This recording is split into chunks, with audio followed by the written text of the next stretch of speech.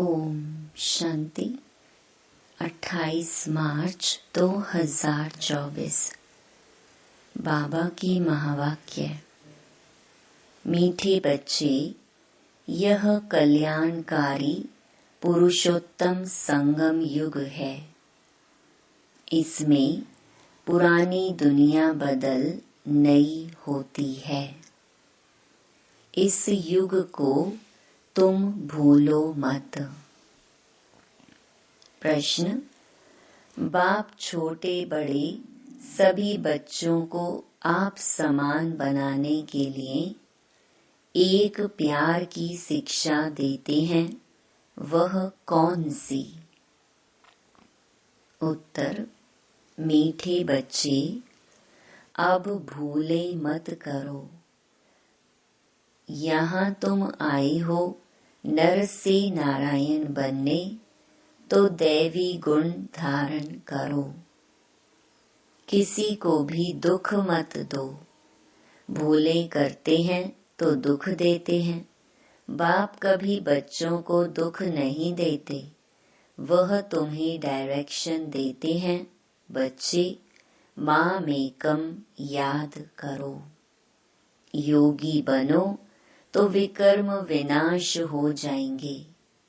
तुम बहुत मीठा बन जाएंगे। ओम शांति।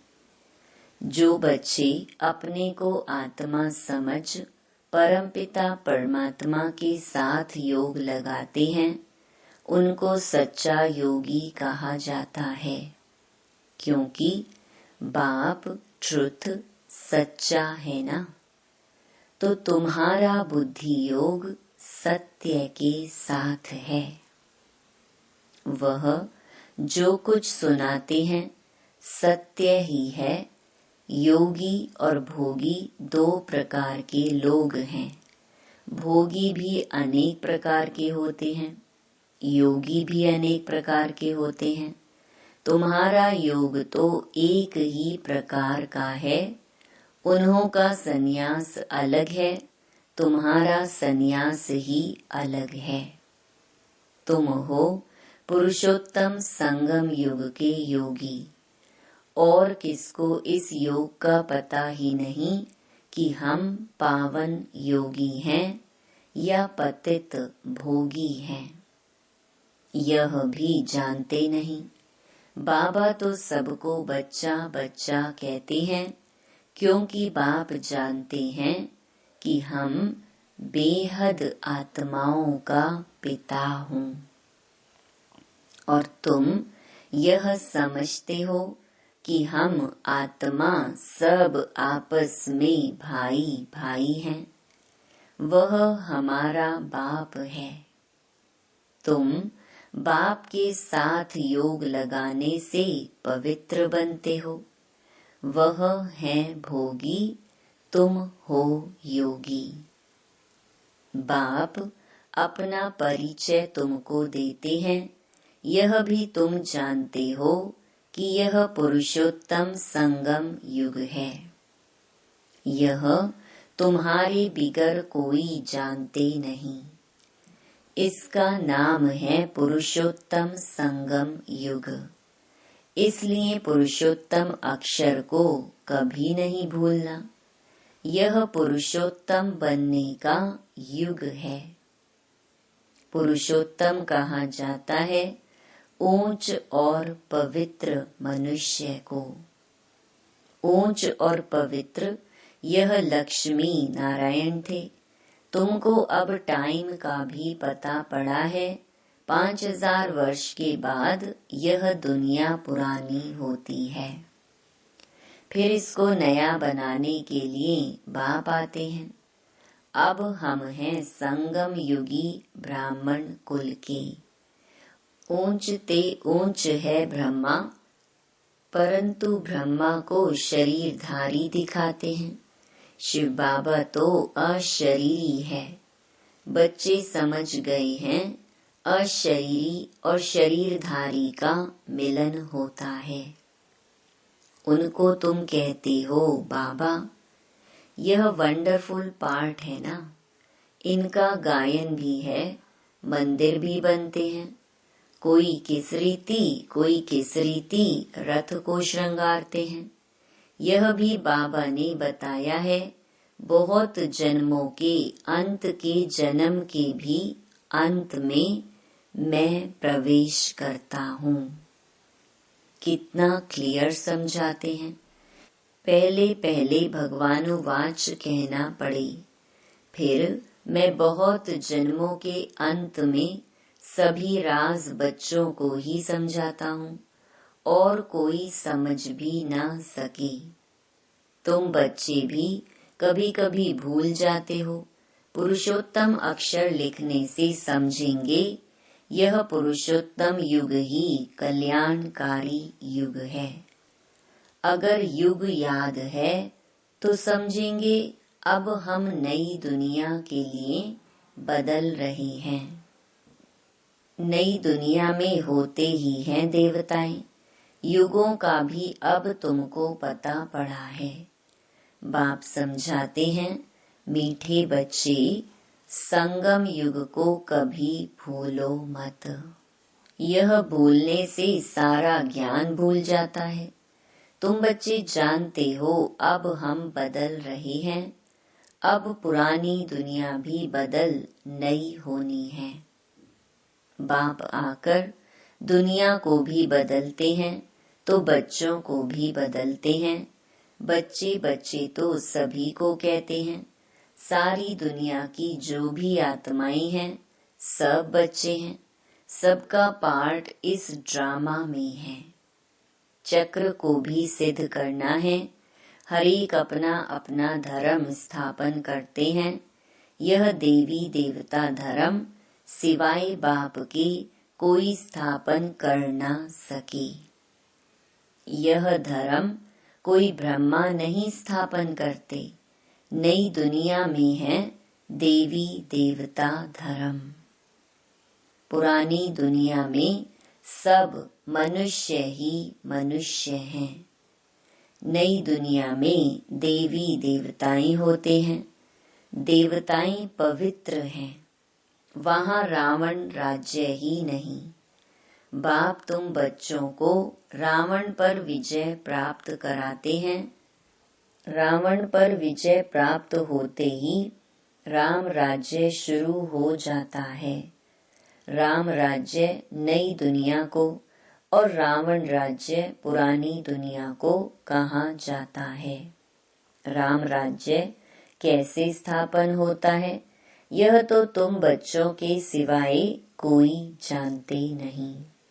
रचयिता बाप बैठ तुम बच्चों को रचना का राज समझाते हैं। बाप है रचयिता बीज रूप। बीज को कहा जाता है वृक्षपति। अब वह जड़ बीज है, उनको तो ऐसे नहीं समझेंगे। तुम जानते हो बीज से ही सारा झाड़ निकलता है।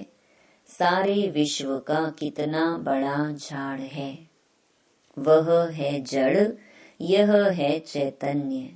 सत चित आनंद स्वरूप मनुष्य सृष्टि का बीज रूप बाप है। उससे कितना बड़ा झाड़ निकलता है। मॉडल तो छोटा बनाते हैं। मनुष्य सृष्टि का झाड़ सबसे बड़ा है। ऊंच ते ऊंच बाप नॉलेजफुल है। उन झाड़ों की नॉलेज बहुतों को होती है। इसकी नॉलेज तो एक बाप ही देते हैं। अब बाप ने तुम्हें हद की बुद्धि बदल बेहद की बुद्धि दी है।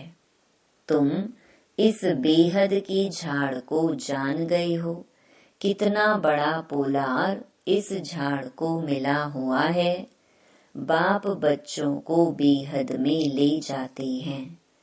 अब सारी दुनिया ही पतित है। सारी सृष्टि ही हिंसक है। एक दो की हिंसा करने वाले हैं। अब तुम बच्चों को ज्ञान मिला है। अहिंसक सिर्फ एक ही देवता धर्म होता है सतयुग में। सतयुग में सभी पवित्र सुख शांति में रहते हैं। सब मनोकामनाएं 21 जन्म के लिए पूरी हो जाती हैं। सतयुग में कोई कामना नहीं, अनाज आदि सब कुछ अथाह मिल जाता है। यह बॉम्बे पहले नहीं थी। देवताएं खारे माना सागर के किनारे जमीन पर नहीं रहते हैं। मीठी नदियां जहाँ थीं वहाँ देवताएं थे। मनुष्य थोड़े थे, एक एक को बहुत जमीन होती है। सतयुग में है ही वाइसलेस वर्ल्ड। तुम योग बल से विश्व की राजाई लेते हो, उसको ही राम राज्य कहा जाता है। पहले पहले नया झाड़ बहुत छोटा होता है। पहले थुर में एक धर्म था, फिर फाउंडेशन से 3 ट्यूब निकलती हैं। एक जैसे फाउंडेशन है देवी देवता धर्म का। थुर से टाल टालियां छोटी छोटी निकलती हैं।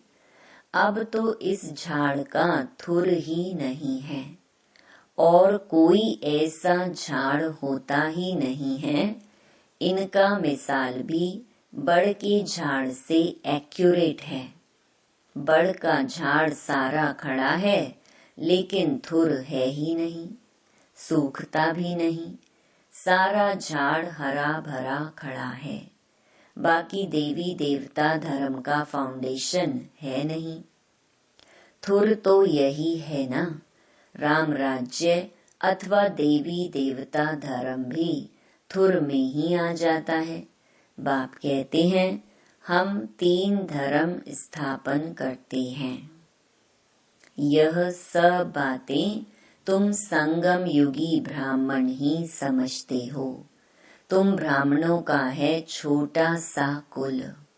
छोटे छोटे मठ पंथ निकलते हैं ना।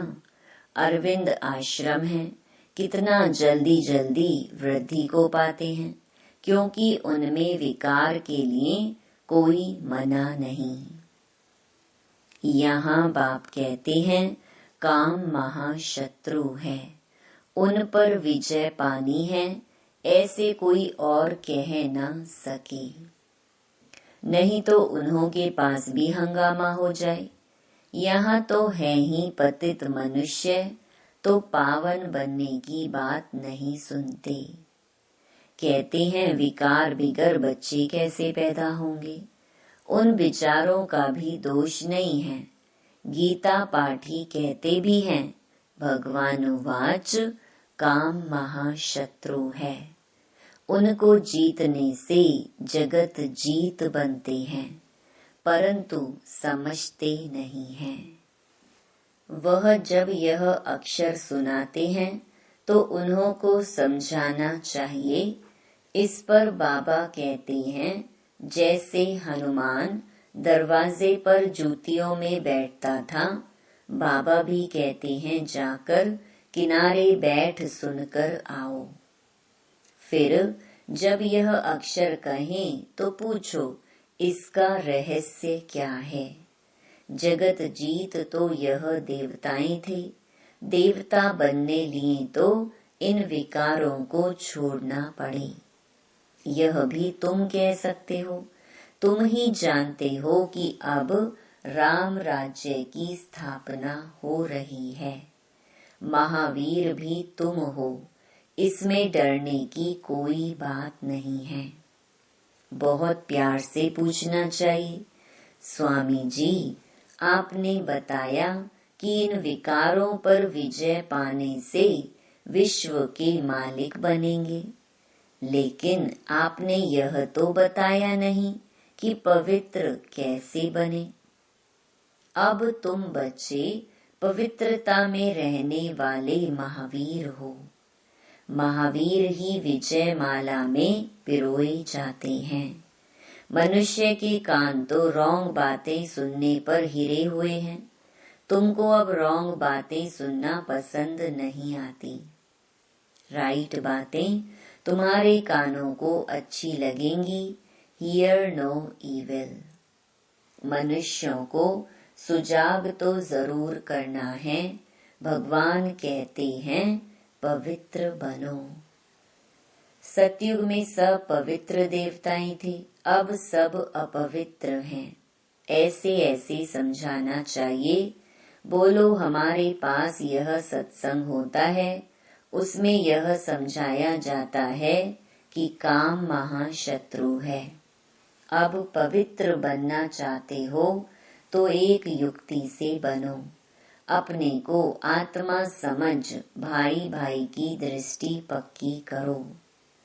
तुम बच्चे जानते हो, पहले पहले यह भारत बहुत भरपूर खंड था। अब खाली होने कारण हिंदुस्तान नाम रख दिया है। पहले भारत धन दौलत पवित्रता सुख शांति सबसे भरपूर था, अब है दुखों से भरपूर। तब पुकारते हैं हे दुख हरता सुख करता। तुम कितना खुशी से बाप से पढ़ते हो, ऐसा कौन होगा जो बेहद के बाप से बेहद सुख का वर्षा नहीं लेगा। पहले पहले अल्फ समझना है। अल्फ को ना जाना तो कुछ भी रहस्य बुद्धि में आएगा ही नहीं। तो बेहद का बाप जो बेहद का वर्षा देते हैं, जब यह निश्चय बैठे तब आगे बढ़े। बच्चों को बाप से कुछ भी प्रश्न पूछने की दरकार नहीं है। बाप पतित पावन हैं, उनको ही तुम याद करते हो। तुम उनकी याद से ही पावन बनेंगे। मुझे बुलाया ही इसलिए है। जीवन मुक्ति है भी सेकंड की, फिर भी याद की यात्रा समय ले लेती है। मुख्य याद की यात्रा में ही विघ्न पड़ते हैं। आधा कल्प देह अभिमानी रहे हैं, अब एक जन्म देही अभिमानी बनने में ही मेहनत है। इनके लिए ब्रह्मा बाबा के लिए भी बहुत सहज है। तुम बुलाते भी हो बाप दादा, यह भी समझते हैं बाप की सवारी हमारे सिर पर है। बहुत उनकी महिमा करता हूँ, बहुत प्यार करता हूँ। बाबा आप कितने मीठे हो, हमको कल्प कल्प कितना सिखलाते हो, फिर आधा कल्प आपको याद भी नहीं करेंगे। अब तो बहुत याद करता हूँ, कल हमारे में कुछ भी ज्ञान नहीं था। जिसकी पूजा करते थे, हमको यह थोड़े ही मालूम था कि हम यह बन जाएंगे। अब तो वंडर लगता है, योगी बनने से फिर यह देवी देवता बन जाएंगे। मेरे भी सब बच्चे हैं। यह बाबा बहुत प्यार से बच्चों को संभालते हैं, इनकी पालना करते हैं। यह भी हमारे समान नर से नारायण बन जाएंगे। यहाँ तुम आए ही हो इसलिए। कितना समझाता हूँ बच्चे, बाप को याद करो, दैवी गुण धारण करो, खान पान की संभाल करो। नहीं करते हैं तो समझता हूँ शायद अभी समय पड़ा है। कुछ न कुछ भूलें तो होती रहती हैं। छोटे बड़े बच्चों को प्यार से समझाता हूँ, बच्चे भूले मत करो, किसको दुख ना दो। भूल करते तो गोया दुख देते हो। बाप कभी भी दुख नहीं देते हैं, वह तो डायरेक्शन ही देते हैं। माँ मेकम याद करो तो विकर्म विनाश हो जाएंगे, बहुत मीठा बन जाएंगे। ऐसा मीठा बनना है, दैवी गुण धारण करने हैं, पवित्र बनो। यहाँ अपवित्र के आने का हुक्म नहीं है। कभी कभी आने देते हैं, वह भी अभी। जब बहुत वृद्धि हो जाएगी तो कह देंगे यह है tower of purity, tower of silence. ऊंचते ऊंच है ना। अपने को आत्मा समझ बाप की याद में रहना, यह है हाईएस्ट पावर। वहां बहुत साइलेंस रहती है।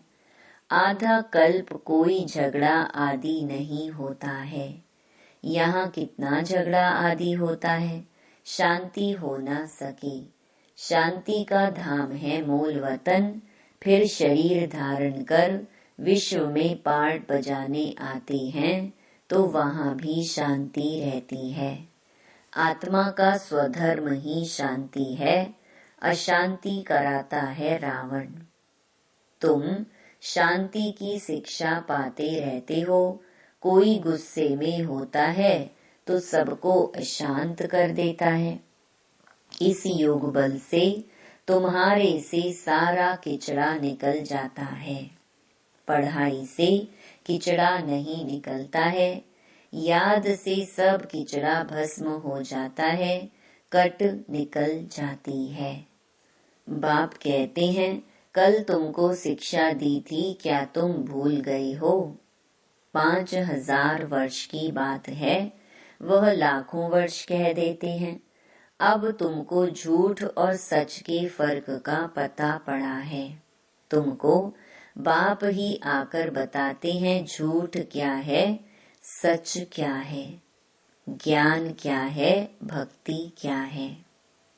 भ्रष्टाचार और श्रेष्ठाचार किसको कहा जाता है? भ्रष्टाचारी विकार से पैदा होते हैं, वहाँ विकार होता नहीं। तुम खुद कहते हो देवताएं संपूर्ण निर्विकारी हैं। रावण राज्य ही नहीं है, यह तो सहज समझने की बात है। फिर क्या करना चाहिए? एक तो बाप को याद करना चाहिए, दूसरा पवित्र जरूर बनना चाहिए। अच्छा, मीठे मीठे सिकिलधे बच्चों प्रति माता पिता बाप दादा का याद प्यार और गुड मॉर्निंग। रूहानी बाप की रूहानी बच्चों को नमस्ते। धारणा के लिए मुख्य सार। पहला, पवित्र बनने में महावीर बनना है। याद की यात्रा से अंदर का किचड़ा निकालना है। अपने शांत स्वधर्म में स्थित रहना है। अशांति नहीं फैलानी है। दूसरा, बाप जो राइट बात सुनाते हैं वही सुननी है। हियर नो इविल, रॉन्ग बातें मत सुनो। सभी को सुजाग करो, पुरुषोत्तम युग में पुरुषोत्तम बनो और बनाओ। वरदान, आत्मिक शक्ति के आधार पर तन की शक्ति का अनुभव करने वाले सदा स्वस्थ भव। इस अलौकिक जीवन में आत्मा और प्रकृति दोनों की तंदुरुस्ती आवश्यक है। जब आत्मा स्वस्थ है तो तन का हिसाब किताब व तन का रोग सूली से कांटा बनने के कारण स्व स्थिति के कारण स्वस्थ अनुभव करते हैं। उनके मुख पर चेहरे पर बीमारी के कष्ट के चिन्ह नहीं रहते। कर्म भोग के वर्णन के बदले कर्म योग की स्थिति का वर्णन करते हैं।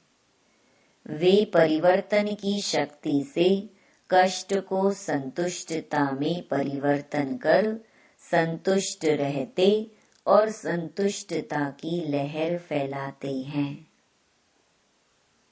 स्लोगन, दिल से तन से आपसी प्यार से सेवा करो तो सफलता निश्चित मिलेगी।